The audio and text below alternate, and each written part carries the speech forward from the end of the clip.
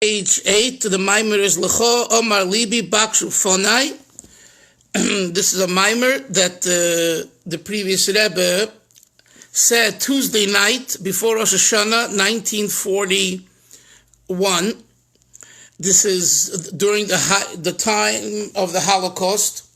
So you need to look at this maamar with that being the background, because the previous Rebbe... In Riga? Was this in Riga? No, this was in America. The previous Rebbe came to America in March of 1940. So this is like a year and a half later. And the Holocaust was well on the way. And the Rebbe took it very personally. He suffered from it. It didn't help his ill health as he had anyway. And nevertheless, he said Chassidus, and he wrote Chassidus, and he had a magazine, a newspaper called Akriya Vakdusha. I told you about this in the past, where the whole purpose was to strengthen the faith, the emunah of Yidden, because many Yidden were just dropping out, and they couldn't understand how a loving Hashem can allow such a thing to happen. And in fact, I'm writing now about the Bavaver Hasidim and its relationship with Chabad, and it brings to mind a background that people don't talk about it because we're 60, 70 years later, right? But the Bavaver Rebbe lost his first wife and children. Only one son survived, Reb Naftali, who replaced him when he passed away in 2000. And he was a decimated man, a decimated person, very, very hurt, And Shabbos, I was walking in the street, and someone saw my 2 clips, my tributes to Rabbi Steinsaltz. So he approached me to discuss it with me and talk about it. So I told him that I'm now working on writing about Baviv. So he said, if you want to know about the Baviv Rebbe after the Holocaust or in the Holocaust, and that period, there's a certain person who lives in Borough Park, was like 93 or 94, and he knows everybody from the past, including the Rebbes. And he said, he didn't want to say much. He said, it wasn't easy for these Rebbes as well. It wasn't easy. They were challenged. It was. We shouldn't know of it. Chas v'sholem, hoya lo yisiyah. So the Rebbe, the previous Rebbe, was one of very few Rabbonim and Tzaddikim who were in America during the 40s, who Europeans, including Hungarians, Galicianers, and Polish, who were from, might have been struggling in certain areas, and they looked at the Rebbe, the Frierdiker Rebbe, as an address to give them solace and give them hope and give them answers. One of the very beautiful expressions that I heard over the years from various people, not just Lubavitchers, was that the previous Rebbe was like a father. He was like a concerned, loving father who feels the pain of the person, of the people. Because he went through that pain, although it wasn't really, it was. He also was in the Holocaust in the very beginning, and the bombs were flying, and he had many miracles. He could have been killed easily. But even before that, his experiences with Stalin, Yamach Shemoy in Russia, we all know the hardships. So it wasn't like a Rebbe who came to America, let's say the Kapishnitzer Rebbe. You've heard of that Rebbe, or the Boyana Rebbe. They came to America before the Holocaust. So Baruch Hashem, they didn't experience the Holocaust. So a petitioner, a chassid, a yid, when he would speak with them, they couldn't communicate the same mercy because they didn't go through the experience. Not that they didn't want to, but it's just part of nature that if you didn't feel the pain, you don't know what the pain means. Okay, that's just a fact of life, and it's not a negative against a person. It's just a fact. The previous Rebbe, it's very interesting. Think about it. He had both. He felt the pain, for sure in Russia, and even in the Holocaust, those 2-3 months that the bombs were flying on Warsaw, and there's stories upon stories and details upon details. It was real. It wasn't, oh, he just got out in the beginning. No, he didn't get out in the beginning. All of Warsaw was ultimately, that was later after he left. But in the beginning, I was on the street. I was on those streets where the bombs flew, and I saw the new big buildings, and I said the address doesn't seem to correspond. So they told me because the older address, the bombs leveled the buildings, and now you have new ones. Or the great synagogue of Warsaw, you could look at it today. Guess what? It's not a synagogue. It's a big either hotel or a big beautiful building, like a Times Square building. That was the exact spot where the Nazis, Yimach Shemam, bombed that whole thing, leveled it to the ground. So the Rebbe went through this, the previous Rebbe. So then, when a Satmar Chassid, a Kloisenberg Chassid, a Litvischer Yid came to see the Rebbe and to talk his heart out, the Rebbe felt his pain. And that's why they came to him, even though they weren't Lubavitch. So what I'm saying is, besides that he was a tzaddik and he wore a big, spudik and it put them in a comfort zone that they understood and liked and felt good about, it was his fatherly human feelings of what he went through that they felt that he can relate to us.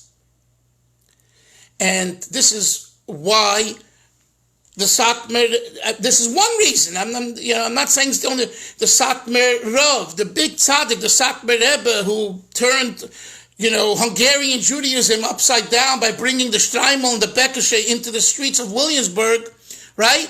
In the late 40s and 50s, and took people who were beardless and got them to wear beards. I mean, on and on and on. And today they have their empire. And the Baba Chasidim, both of them, the Baba Rebbe and the Satmar Rav, went to see the previous Rebbe, 46, 48, in those years. So when we learn a maamar, when we're about to embark on learning this maamar here, and it's from the third night of Slichas, which, by the way, another point you should know, the third, Leil Shlishi, the third night of Slichas, is considered a special Slichas day. I don't know right now. I never was able to really verify why. But in the Chabad tradition, and it's the third night, that's why you will find, not every year, but many years, there's a maamar Chassidus that some of the Rabbeim said, Leil Shlishi, the third night before Rosh Hashanah. So this is such a maamar. In the year 1941, when the Holocaust was, already happening. So it's in this background that we start the maamar. So it puts hopefully it'll put things in perspective. Rebbe, yes, Rebbe, yes. I don't know if I told you this. I don't know if I told. Maybe I did. But my grandfather, all of a sudden, both my grandparents were Holocaust survivors. My grandfather never spoke about the war. And he never left the house. He lived in Williamsburg, and he was the gabbai in Rav Oshri's shul. Rav Oshri? Rav Oshri. So he was in Williamsburg, and there was the one time that he went away for Shabbos was with my cousin. His grandson's bris was on Shabbos in Borough Park. So it was the only time ever that he left because it was a Shabbos bris, and he came. And after the Shalom Zachar, he told my uncle lives on Parkville. Till today, he lives between Parkville and Lawrence. He says to him, he goes, I want to go for a spatzir. So he says, okay. So it's about 11 o'clock at night, 11:30 at night, on Friday night. my uncle goes spaziering, and my grandfather keeps walking, and my uncle says, "Where are you going?" He says, "Don't worry, I know where I'm going." He walks to the above of a shul on 43rd. Is that 43rd? 48th. 48th. He walks to the above of a shul, and they're in the middle of the tish, the Friday night tish, singing zmiras, whatever. So my grandfather walks into the room. Now, my grandfather was clean-shaven. He was clean-shaven, but he wore a gartel, because Now, we didn't know any of this. Nothing. We had no idea, because he never talked about the war.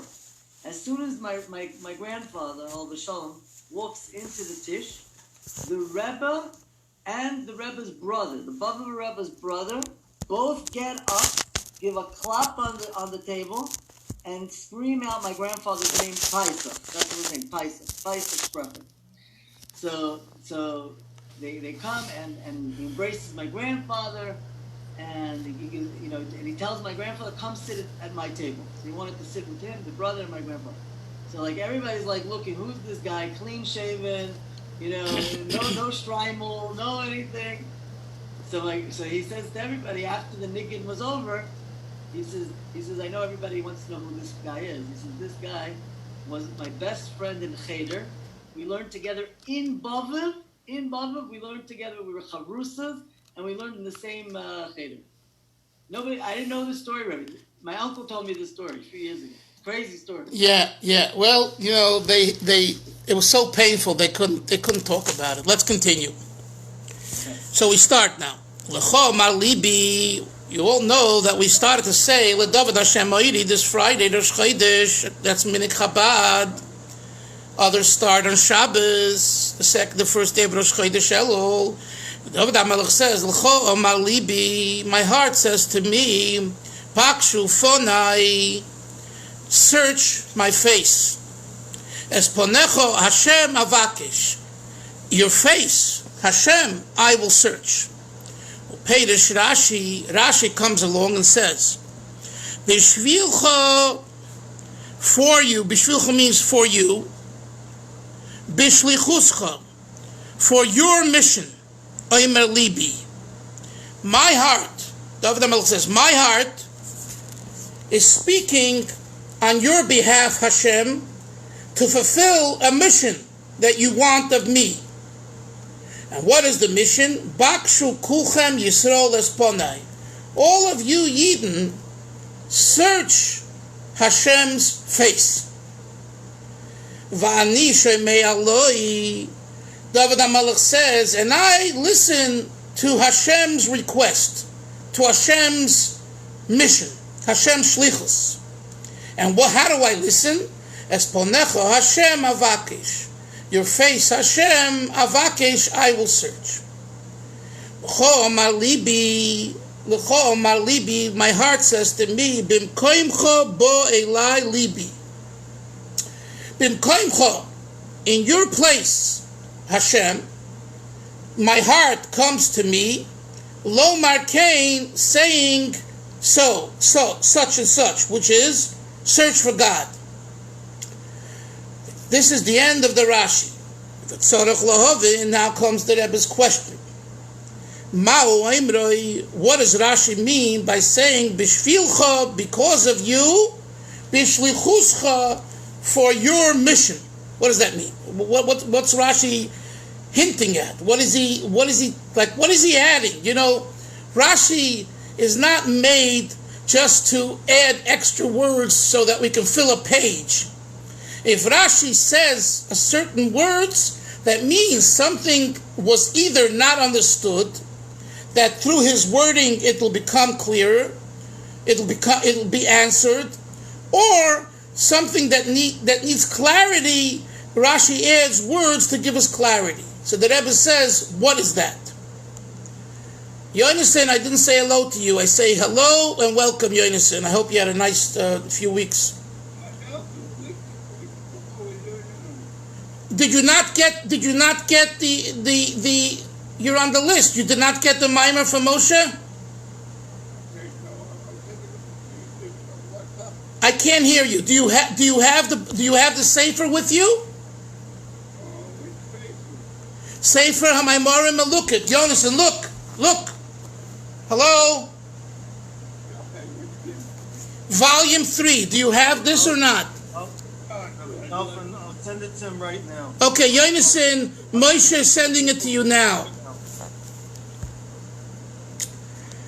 So the Rebbe's question is, what's the language? B'shvilcha b'shlichuscha. Yeah, what page? Page 8. Page 8 in volume 3. Volume 3. Okay, good. Got it. You have it? Okay, got it. Baruch Hashem. Baruch Hashem. Next time, tell us, in the beginning. I don't want you to miss any. I'm sorry. I came late. I'm sorry. Okay, it's all right. You're here, and it's special, and we need you. Let's go. Well, so the first question is, B'shvilcha b'shlichuscha. What does it mean that Hashem has some kind of mission of David HaMelech, and the mission is, search for me, God? What does that mean? Uva Yoser Yipole, his next question is, and even more wondrous, more misunderstood, not understood. Amrei, Rashi says, Bimkoimcha, in your place, God, boy, lai libi, my heart comes to me, Yoni. My heart comes to me as your shliach, in your place. Lomar came to say so and so, which means search for God. What does that mean? What does it mean that the heart is kind of replacing you, Hashem? What does that mean? Those are his preliminary questions. So the Rebbe now, to answer the questions, he first introduces the whole idea of bakasha. And this is relevant to us. What does it mean to search? What does it mean to request? I have a bakasha. Let's see. In the word bakasha, there are two interpretations. The first is request and pleading. Tchina are pleadings. Shihat tefillah, which is expressed primarily through prayer, through davening. V'hisayred is gedola, with a great arousal. When you daven and you get into your davening, whether you say it verbally, whether you say it in your heart, whether you close your eyes, whether you cry, whether you laugh, the objective is, Hashem, I need help in this area. Please help me. That's Tefillah 101. It's not calculus and advanced physics. It's basic davening. That's why he says, Behisayred is gedola, with a great arousal. Not you just say words and you're a cold fish. You have to get into it. It's they're about to close the electric on your apartment, and you won't have electric. So then you know, God, please help me. Find some money to pay the bill. It's really real. It's not, it's a nice idea. That's what real davening is. Now you see. Now if you think about it, do we really daven? Do we really plead to Hashem? That's number one. About the bakasha concept is tefillah b'hisorus gedola. Number two, v'hasheni bakasha v'chipush. The idea of bakasha is to search, right? What do? We search for chametz. You bend your back, you go on the floor, you turn upside down, you schwitz to find any drop of chametz. Erev Pesach.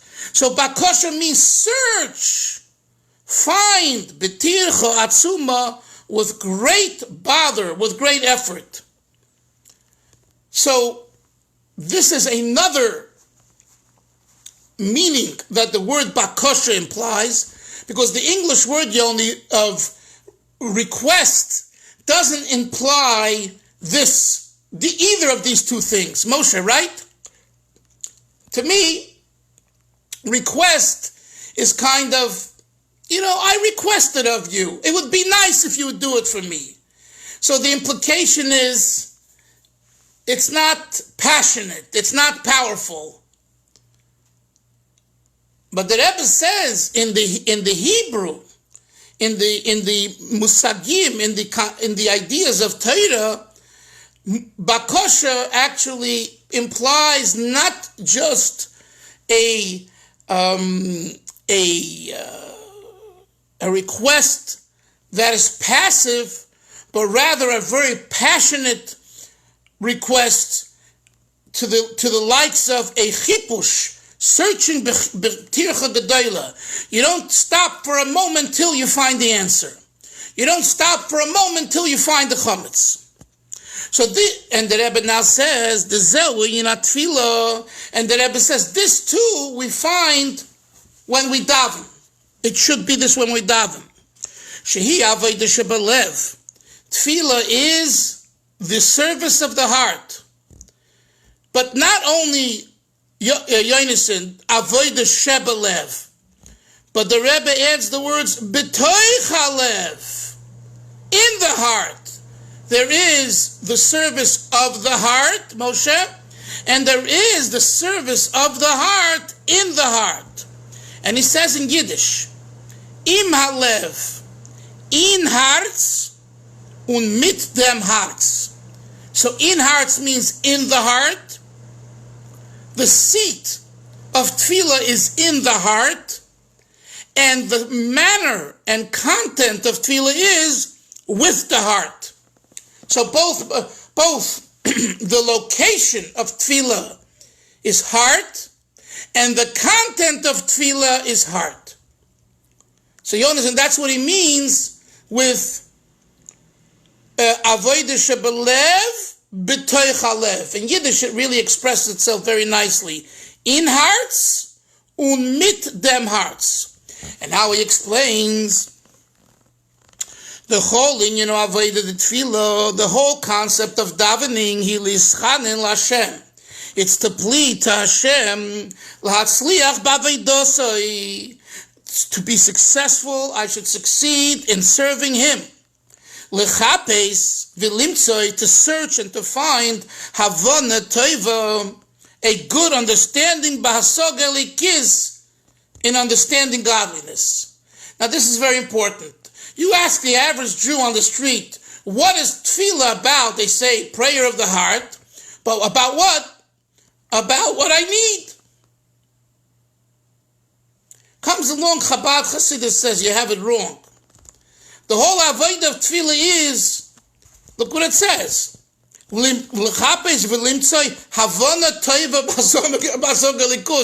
I'm working hard to understand God. That's not the average person's answer of what tefillah is about.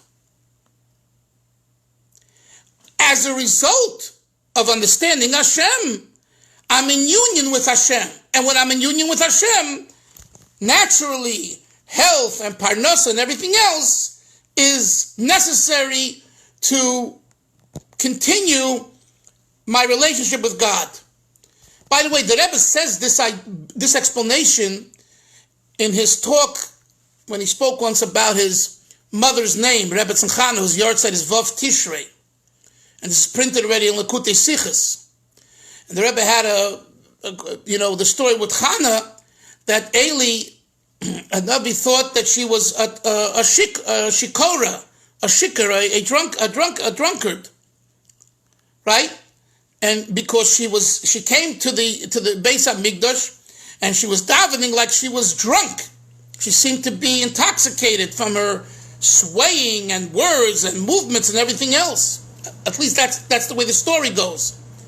And of course, she was davening to have a child, and she ultimately had Shmuel HaNavi. So the Rebbe on that Haftarah, Rebbe once spoke about the idea of tefillah, and he said, seemingly, if we're, tefillah, we've learned many times, is a ladder. The Zohar says, Sulam Mutzav Arza, the end of the ladder stands on earth, and the head of the ladder goes into the heaven. So you have Baruch Shamar, Psukei de Zimra, Birchas Krishma, Shema, and then you have Shmoneh Esrei, Amida. The Zohar HaKodesh says, the Holy Zohar says, it's climbing a ladder gradually. You begin at the bottom and you go up. So, when you reach Shmon Esrei, it's silent. Why is it silent? Because you cannot talk anymore. Why can't you talk? Not only because it says so in Shulchan Aruch, talking in the sense of talking out loud, because I'm speechless. Speech contradicts the mode of Amida, speech out loud, that is. Silent, it's the avoid of silence, symbolized by saying the words in an undertone. Asks the Rebbe, if that's the case, how is it that we're asking for tshuva, refuah, parnasa, geula, things that are very real, things that are not metaphysical? So you would think that when you're when you're up there in Atzilus, when you're in Amida, there is no place to ask for things that I need. This was the question the Rebbe asked once. You should learn the sikha. It's a very important sikha. And the Rebbe answers basically what I told you earlier. The Rebbe says that the asking for those things is coming as a result of our overall bonding to Hashem by understanding Hashem. And when you come to that overall unity and bonding, you understand that Hashem wants you to be healthy. He needs you to be healthy. He needs you to have parnasa. He needs you to be happy. He needs you to do tshuva. He needs you to see geula, because without that, we crumble. Now you could be in Atzilus and in Amida, and if those needs are not fulfilled, you're going to fall. So in Shmon Esrei, through our saying the brachas and making the requests, those become fulfilled, but not because I need parnasa, because Hashem says I need parnasa. Hashem wants me to have parnasa. Imagine if Hashem said, I don't want you to have parnasa, I don't need you to have parnasa, you will not have parnasa. I don't care what you do, it ain't going to work. And the same is true, chas v'sholom, for health and other things. But the Eibishter wants us to be healthy and wealthy and happy and gesund. So the thing what you have to understand is, says Chassidus, that the ultimate idea of tefillah is limtzoi havana toiva basog elikis. Is godliness clear to you like the meatballs and spaghetti your wife's going to serve you at supper tonight? Is it as clear to you as it's sun outside in Bet Shemesh now? That's what we mean, Yonason. Lechapes v'limtzoi havana toiva basog elikis. Godly concepts, godliness, how should be so clear, so understood, that it becomes who you are. Continuing inside, lechapes v'limtzoi darkei hatikin, to search and to find methods of rectification, b'chol inyonov, in all of one's matters, b'levushe hanefesh, regarding the garments of the soul, of the nefesh, the machshava dibra ma'is, of thoughts and speech and action. When you have good understanding of Hashem, and it resonates, I like the word resonates, v'limtzoi havana means it resonates, Moshe, within you, then you find methods to correct the situations that need correction. And that's what Elul is all about, right? So there is the correction of issues this month that we can go about it in a very legalistic way, in a very unhappy way. It's like I have to, file the papers that have been sitting on my desk for 6 months. I don't want to do it. What a boring job. But I have to do it, because if I don't do it, I won't find my documents the next time I need it. That's not happiness. That's being compelled, forced to do it. The avodah of tikkun hamidos, tikkun machshava dibra maisa that we need to do during Elul should be done with a happiness. I look forward to Elul.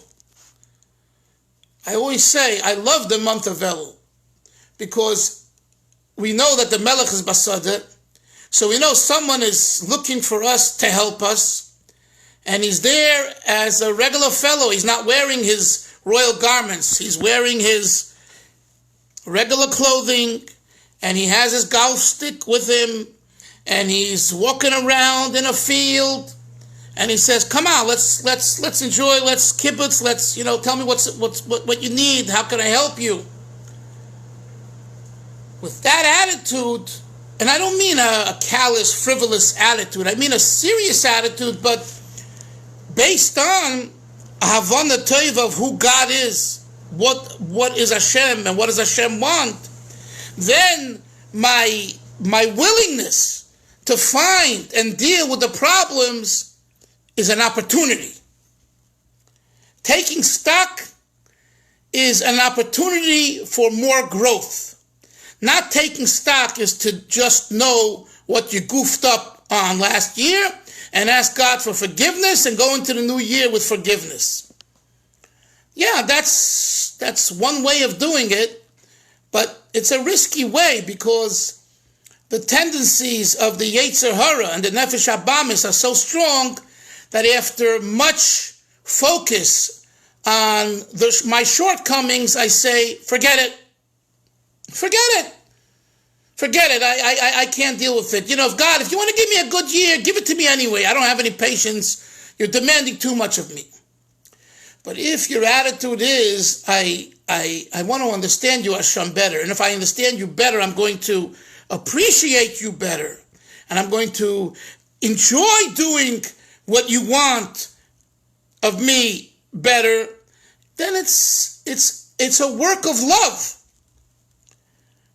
I use that, go back to that simple example, right? What is that? You take out the garbage for your wife. It stinks, it's smelly. You don't necessarily have heart palpitations of love for your wife while you're carrying out schmutzig garbage. But you know that this is the right thing to do because you're a mensch. And number two, you know that this is ultimately also part of the real love, which is through cleaning up your act and cleaning up the situation. But if you don't have that relationship, you're not taking out the garbage, and even if you are, you say, I have to do this for her. You know what I'm saying? What did you do for me? That type of thinking.